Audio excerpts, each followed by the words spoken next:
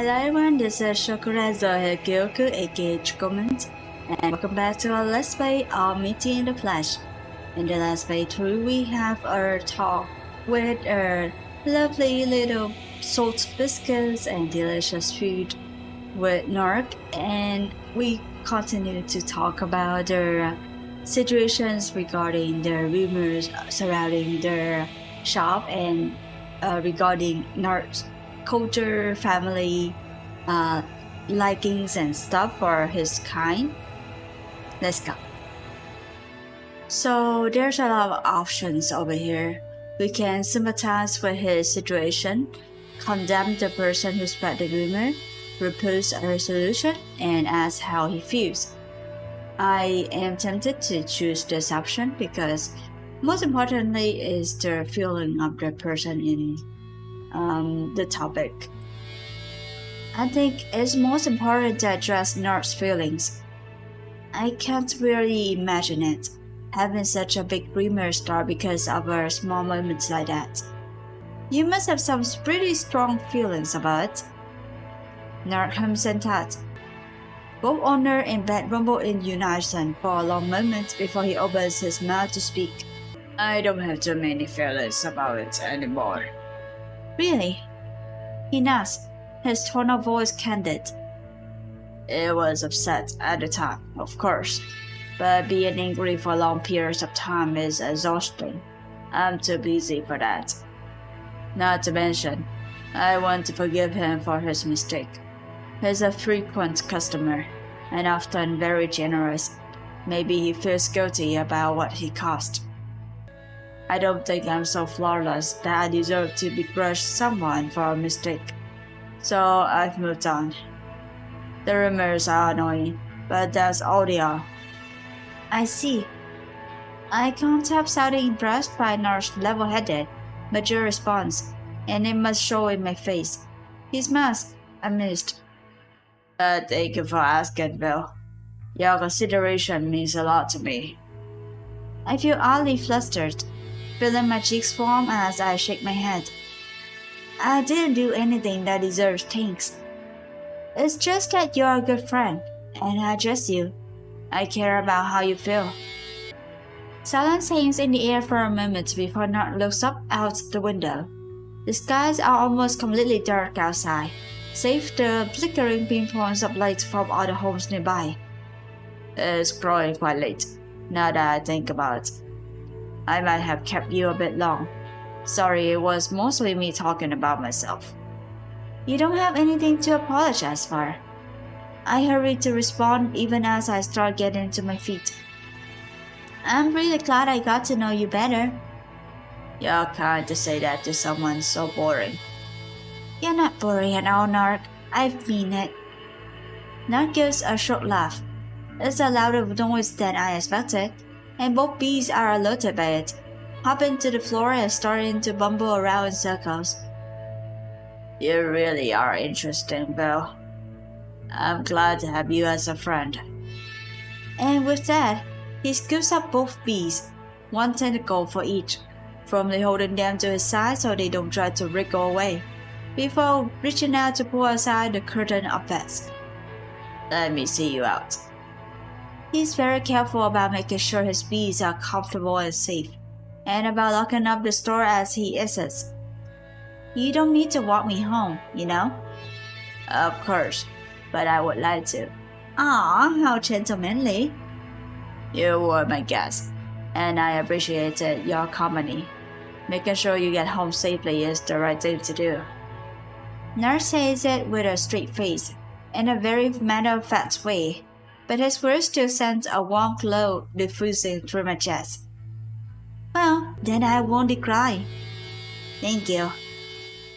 Two of his tendrils engage the carotene lock, as a third tugs at the door, making sure it's firmly in place. Shall we get going? We walk mostly in silence. The streets aren't usually quite this empty at this time in the evening, but it seems a lot of people are resting up for the eclipse. Either that, or they're busy formulating plans and preparing to make their big decisions. All around us, We can hear the murmur of people speaking in their homes, the tap-tap of people fidgeting with objects, and the muffled sounds of footsteps. But we don't see anyone else, save a stray figure passing by here and there. It is peaceful. When I look up at all two moons, their tranquility seems everlasting. It almost makes it hard to believe the eclipse will really happen. Still no real plans for the eclipse? There's a pause before Nyargh slowly shakes his head. Me neither. But I do hope the day goes smoothly for the both of us. Of course.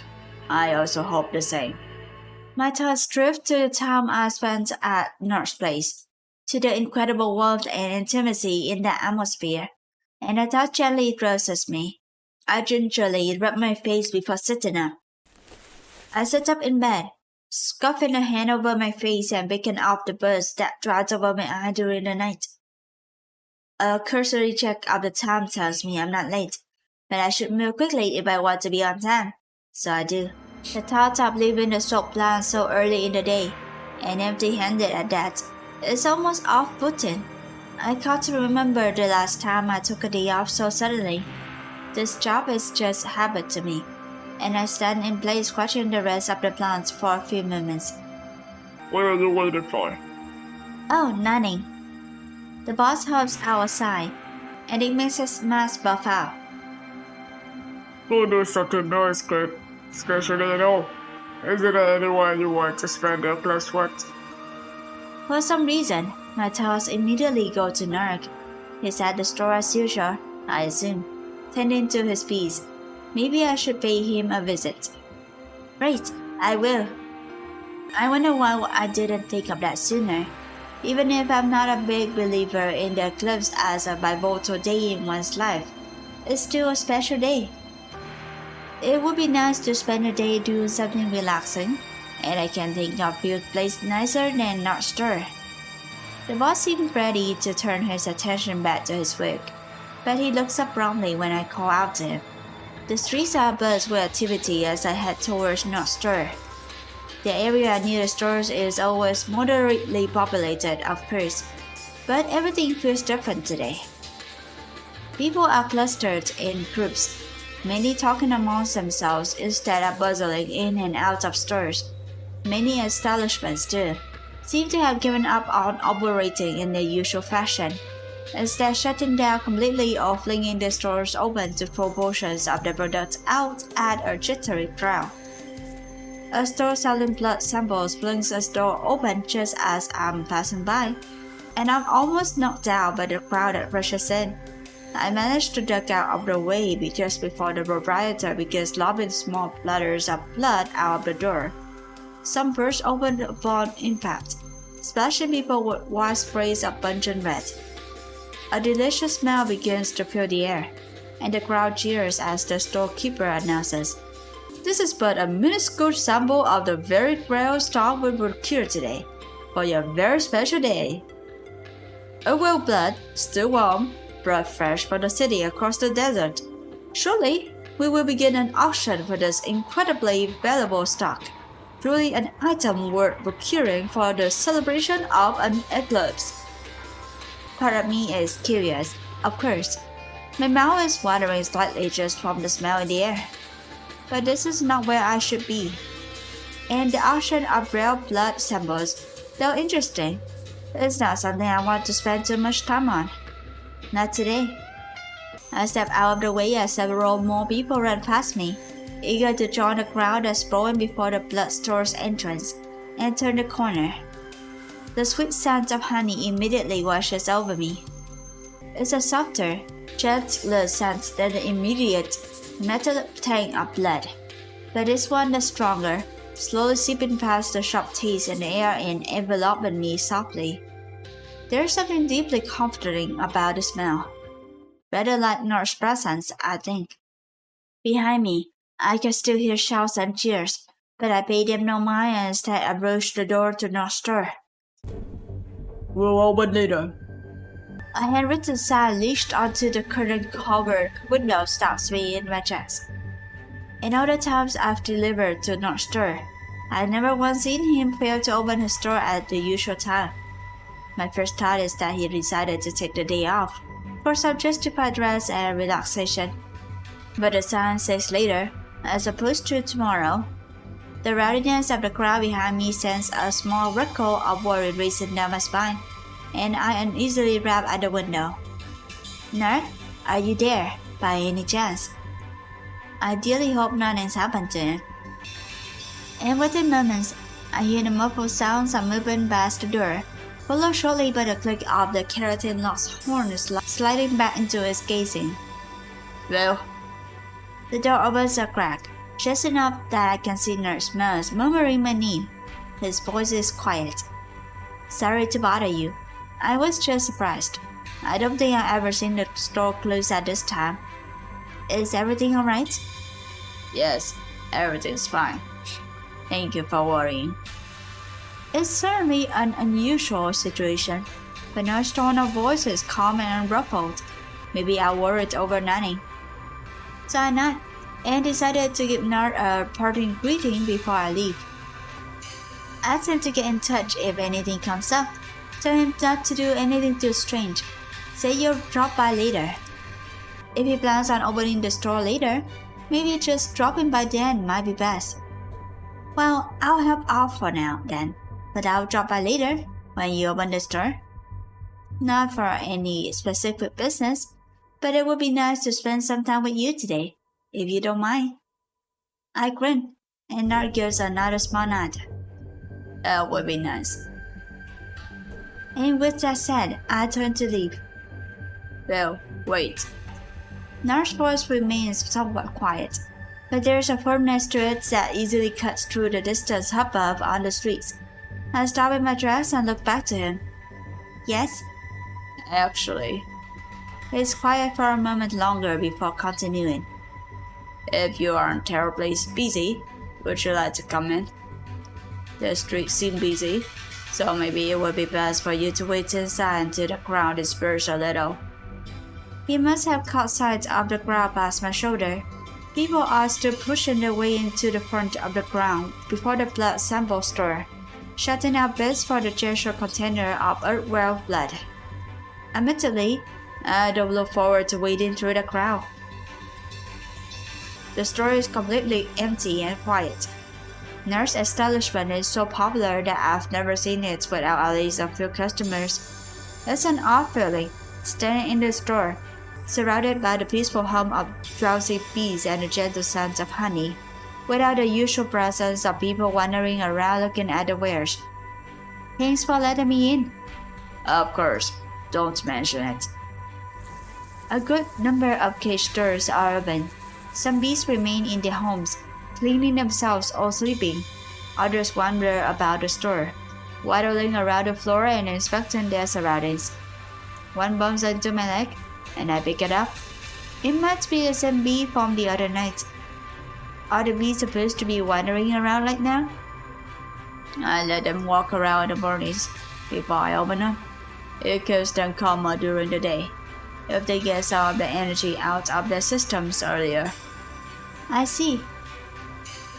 I carry the bee with me as I continue looking around the store, letting it chill on a fold of my cloak.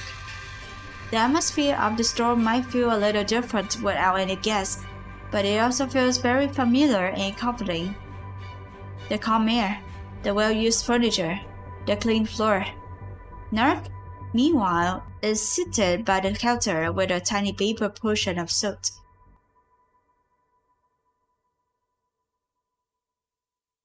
Oh, interesting.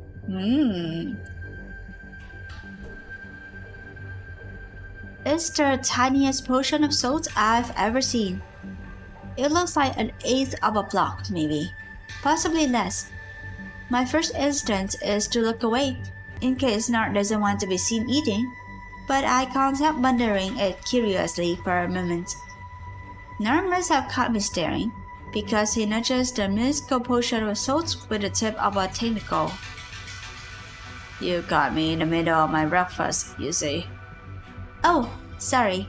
Should I wait over there, at the back of the store? There's no need. I won't be much longer. I decide to turn away, absolutely stroking the bee in my arms. But I can't help noticing that, despite what he said, Nyargh doesn't eat anymore. There's no rustling of crumbling salt particles, no crunching between teeth. When I glance over again, the tiny soap bowl hasn't changed at all, and Nyargh seems to be staring out the window, mouth slightly open, as if in deep thought. The thought occurs to me that perhaps he invited me into the store for a reason. What should I say though? As if he's feeling alright? As if he's planning on eating you? I hope this is a joke. I hope this is a joke question and not serious. As if there's a reason he lets you in. As if there's something on his mind. The conversation from the previous night still fresh in my mind. I wonder if there's something on his mind. Nyargh, is there something bothering you? It seems his mind was elsewhere. There's a pause before he realized what I said. This and that, I suppose. There's nothing to worry about. He doesn't manage to sound entirely convincing, but I also don't want to press him too hard. Well, alright. If you're sure. But what made you think so? Well, it's not a big deal, but I just noticed you weren't eating. I wasn't sure if maybe you were bothered by something. Nyargh doesn't answer. Instead, there's just a gentle rustling sound of him pushing a crumbling piece of salt around his paper container. It falls apart, sending particles of salt scuffing about the smooth paper beneath his touch. It's nothing to worry about. I just don't have much of an appetite at the moment, I suppose. All of the noise and energy outside has thrown me off my rhythm somewhat. I don't eat a large amount in the first place, so it isn't anything to worry about. I see.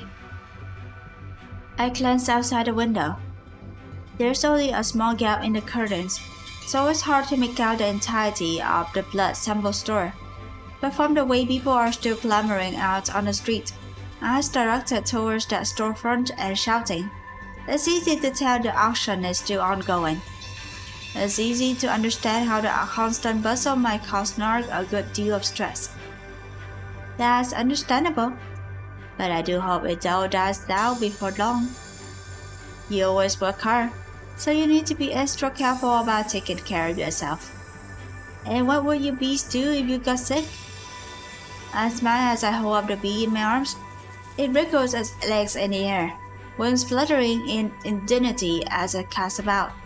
Evidently, this one doesn't like being held up in that fashion, so I quickly go back to cradling it in my elbow.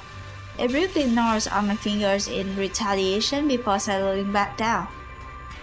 So maybe don't push yourself too hard, but just make sure to eat enough to keep you going. Nyargh regards me in silence for a long moment. I get the distinct feeling he's about to say something. That something very important is at the very tip of his tongue. Nyargh? A tinge of worry creeps into my voice, and I draw a step closer to the counter. I'll keep a little distance, wanting to keep from crowding him as he eats, but I feel like it's no longer the time for that. It feels like I need to be closer to Nyargh right now, to unravel what it is that has him so distracted today. Are you sure you're alright? Bill. Yes? I find myself standing up a little straighter. There's a distinct edge to Nyargh's voice, almost like he sounds angry, and it catches me completely off guard. So what he says next is completely unexpected. I'm sorry. I lied to you. I lied to you indirectly. When I said my dislike of salt is the only reason those rumors about me exist. I see. The sudden confession is admittedly kind of worrying, but the worry is not just for myself. In the time that I've known him, Nyargh has always been quiet but frank and considerate, never the type to lie just for personal gain. There must have been a significance for him to have lied to me. As if sensing the sudden tension in the air, the bee I've been holding starts to swarm. Spoons flapping against my arms, I crouched out to watch it skitter away, joining a few of his friends while they sit together near a hidden vent and pass in the warm air. Alright, thank you for telling me. I look up at Nyargh, choosing each word carefully. Then, if it's alright with you, can you tell me the real reason the rumors exist? Nyargh remains quiet. An uncomfortable silence settles over the both of us, weighing down on us. Then he moves towards the window. As he approaches it, he reaches out a tentacle and pulls the curtain completely shut. The interior of the floor is a little darker without that little gap. But his tentacle lingers afterward, touching briefly against the glass through the curtain before withdrawing. In truth, Bill. When he does speak up, his voice is quiet, almost enough to be drowned out by the commotion outside. As if realizing that, he moves back away from the window and towards the counter, where his suit remains forgotten. I follow suit, getting to my feet and drawing close to better listen to him. It's just a time to hear him continue. In truth, Bill, I am a manner of parasite. I don't devour people. There's nothing of that sort. But I do get my sustenance from other people. I only need a tiny amount of salt as a supplement to keep my body healthy, but I could survive for weeks without any salt. I'm very different from you, and from almost everyone else. Someone who doesn't need salt. I've never even heard of it before. I can't stop staring, and it takes me a long moment to drop my gaze down to the tiny amount of salt sitting on the counter. No wonder Nyargh got so few deliveries compared to most others his size. I see. That's pretty incredible. But then, if you don't need salt, what do you live off of? Especially since you say you are a parasite. Energy. Energy? Nyargh nods, as if confirming something very mundane, like the price of one of his products, or the weather outside. But in contrast to his steadfast demeanor, his voice remains quiet and tense. I can tell he's told very few, if any other people about this, and it spurs me to focus out more on this very important confession. When people are excited or ecstatic, they expend a small amount of energy in the air. It's similar to how the body produces heat. That energy lingers in the air, and I inhale it to absorb it back into my body. Me and my kind. I'm sure there are many others who are similar to us at first glance, but we're unique in that aspect. We have many mouths to better calm the atmosphere for the energy, and the core of our bodies is made to effectively absorb that energy like water. And so, I live out of others. A parasite. That doesn't sound quite right. The decisive response lifts from my mouth before I can stop myself. Nyargh turns towards me, silently demanding that I continue, and I feel vaguely embarrassed. My face feels a little hot as I scuff a hand through my hair, gingerly pulling strands away from where they stuck to the buzz of my face. I mean, I've known parasitic species. Admittedly, not a lot of them, but they always need something more directly from the host, don't they? Whether it's blood, or hair, or chitin. I know parasites can have a bad reputation if they're selfish, but most will compensate the host in some way, so I don't think parasites are in the wrong either. They're just doing what they have to survive. But regardless, what you're saying sounds different. It's harmless, isn't it? Is it, Phil? Nyargh shakes his head gently. The last way his tendrils rest upon the countertop seems oddly melancholy, and I reach out to rest my hand on one. If you notice the gesture, Nyargh doesn't show it, only continuing quietly. I thought the same when I was younger, but I'm afraid it's not so simple. Because I require people to be excited or happy in order to sustain myself. My motives are always questioned. If people know that I benefit from the happiness, then they'll often question my reasons for doing anything. Just the fronts are different, of course. Those who knows me well know that substance is not so high up on my list of priorities. But I can't expect every stranger, every customer, every acquaintance to know me to the same degree. Every person who came to knew about the streets and might question whether I would actually care about their well-being and happiness, or if I was simply hungry and wanted to benefit from their happiness. Take the store, for instance. It would be dishonest for me to say I don't benefit from the joy people get upon entering a bee store and bathing in the scent. Their delight fills me in a way you can't imagine. I've always never gone hungry since the store started doing well. But at the same time, I don't run the store just to fill my belly. If I were to change, by some magic, and suddenly need to eat soups like everyone else, I would still keep the store open until my death. I've loved bees since I was younger, and it has always been my dream to spread that love to other people. So to have that dream of mine be shadowed by doubt.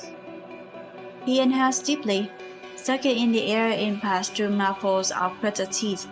Other mouths have the lips pulled thin, and I can sense an undercurrent of frustration in his core.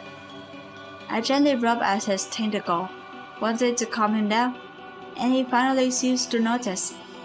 He rests one of his other tentacles on my hand, and it seems to calm him down.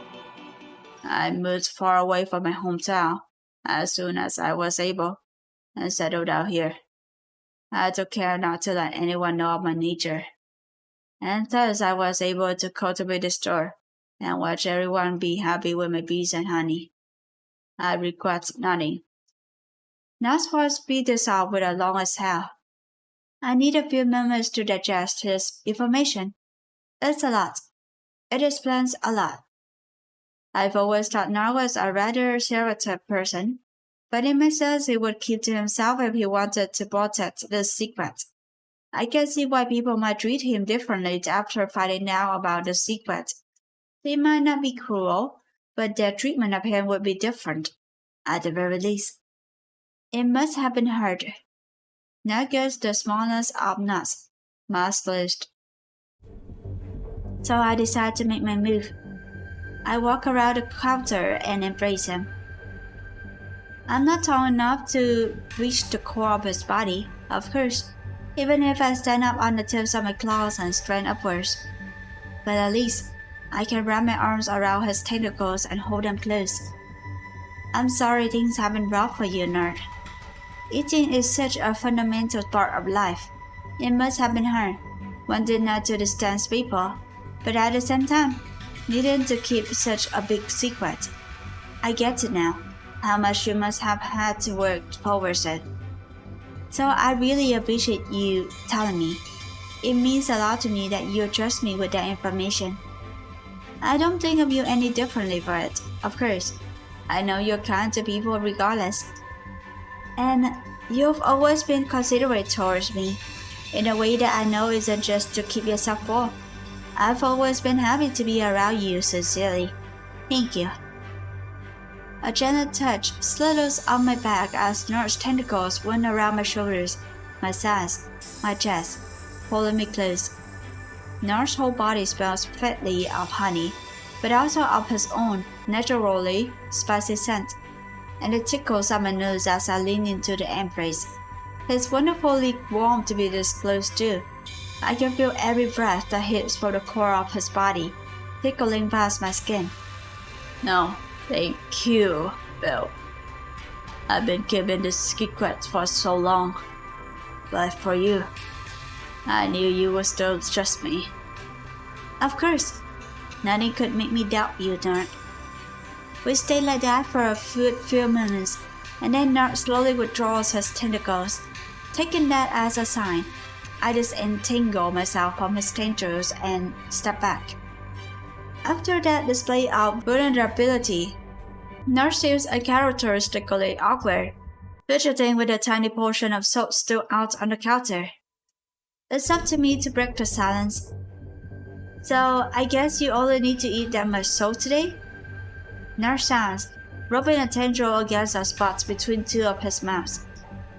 Actually, I meant to eat this much to keep myself at peak condition, but without the excitement and energy in the air, I'm unspeakably full. I feel like I might be sick if I had to eat this, so I'll be stalling when you show up. As always, inviting you in was just an excuse to stall some more. I can't help but laugh. It's such an innocently childish action that it seems at odds with Nyargh's mature, calm demeanor. Nyargh huffs, as if embarrassed, wrapping the soap back up in his paper packet. Sorry, I didn't mean to laugh. I just didn't expect it from you. But I'm really glad it happened. I wouldn't have gotten to know you better like this, otherwise.